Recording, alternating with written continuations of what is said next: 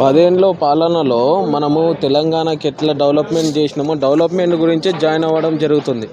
ఇన్ని సంవత్సరాల్లో మేము తెలంగాణలో డెవలప్మెంట్ చేసినందుకే కదా గుర్తింపు ఉంది కాబట్టి బీఆర్ఎస్ పార్టీలకు జాయిన్ అవ్వడానికి వస్తుర్రు అంతా.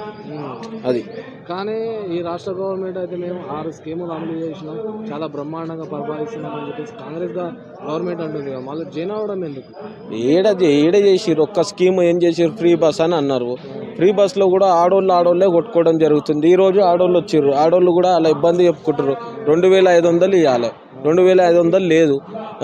బతుకమ్మ చీరలు అన్నారు, బతుకమ్మ చీరలు లేవు. 500 రూపాయలు గ్యాస్ అన్నారు, 500 రూపాయలు గ్యాస్ ఏదని నేను రేవంత్ రెడ్డి గారిని అడుగుతున్నాను.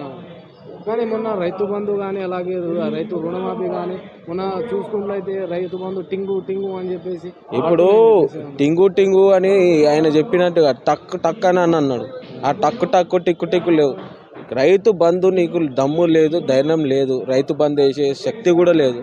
ఏమైనా అంటే నువ్వు హైడ్రా కూల్చివేతలు కూడా చేసినావు. ఆ పేదోళ్ళ కడుపులు నువ్వు కొట్టలేవా రేవంత్ రెడ్డి? నేను సూటిగా అడుగుతున్నా. ఇంకోటి ఏంటంటే ఈరోజు ఎందుకు మీరు అడిగిన ఒక క్వశ్చన్ ఏంది, ఈ పార్టీ ఓడిపోయిన పార్టీలోకి కాంగ్రెస్లో ఇప్పుడు గవర్నమెంట్ ఉన్న కాంగ్రెస్ పార్టీ వాళ్ళు దీంట్లో ఎందుకు అని అన్నారు ఒక మాట. ఎవరైతే డెవలప్మెంట్ మంచిగా ఉంటే ఎవరైనా జాయిన్ అవుతారు. ఇప్పుడు ఆయన ఏం డెవలప్మెంట్ చేసిండు? ఒక సెంట్రల్ నుండి 8 మంది ఎంపీలు ఉన్నారు. ₹1 తెలంగాణకు తెచ్చి ఎక్కడైనా ఒక రాయి నాటినట్టు ఏడైనా చూపెడతారా అని నేను సూటిగా రేవంత్ రెడ్డి గారు. ఈరోజు ఎందుకు ఇగో పోలీస్ కంట్రోల్ రూమ్ కనపడుతుందా? దానిలో మీటింగ్ పెట్టడం అవసరమా? పోలీస్ కంట్రోల్ రూమ్లో రేవంత్ రెడ్డి గారికి ఎందుకు అంత భయమా? నీకేందంటే గుండెల్లో భయం. నేను సీఎం సీటు పోతుందా, నేను మూటలు పంపిస్తూనే ఉన్నా, ఇక్కడ రైతులను మోసం చేస్తున్నా, ఇటు విద్యార్థులను మోసం చేస్తున్నా, అక్కడ ఆడవాళ్ళని మోసం చేస్తున్నా అని రేవంత్ రెడ్డికి తెలుసు. నెక్స్ట్ టైం కూడా ముఖ్యమంత్రి కాడని నేను సూటిగా చెప్తున్నా. అది సరే. ఇప్పుడు రాష్ట్ర గవర్నమెంట్, ఇప్పుడు కాంగ్రెస్ గవర్నమెంట్ అయితే ఫెయిల్యూర్ అనుకోవచ్చు.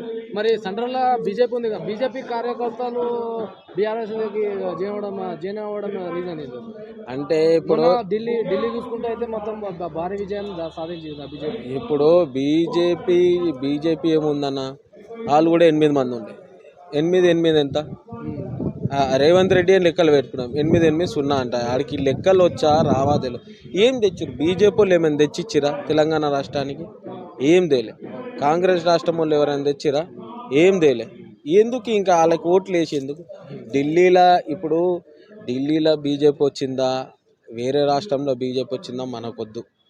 మన రాష్ట్రంలో ఎవరైతే డెవలప్మెంట్ చేసినామో 10 ఏళ్ళ పాలనలో మనం డెవలప్మెంట్ నీట్గా చేసినాం. నీళ్లు, నిధులు, నియామకాలని మేము ఆశ